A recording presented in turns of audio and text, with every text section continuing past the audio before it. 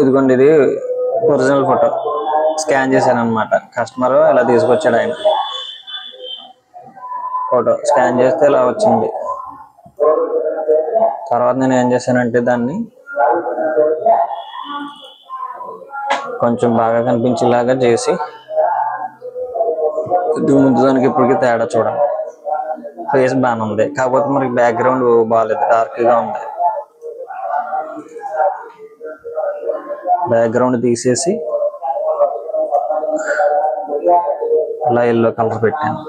మీకు ఏది కావాలంటే అది పెట్టుకోవచ్చు. ఎల్లో కలర్ పెట్టిన తర్వాత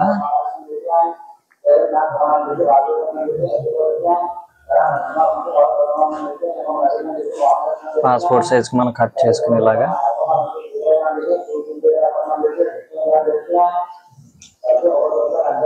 ఎనిమిది ఫోటోలు కావాలి కాబట్టి మనకి కస్టమర్కి ఎన్ని కావాలంటే అన్ని ఇలాగ వస్తాయి. 8 ఇదే నేను చేసే పని.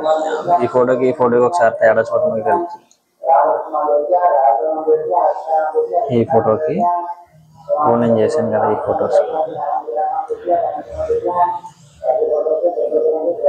ఇది విషయం.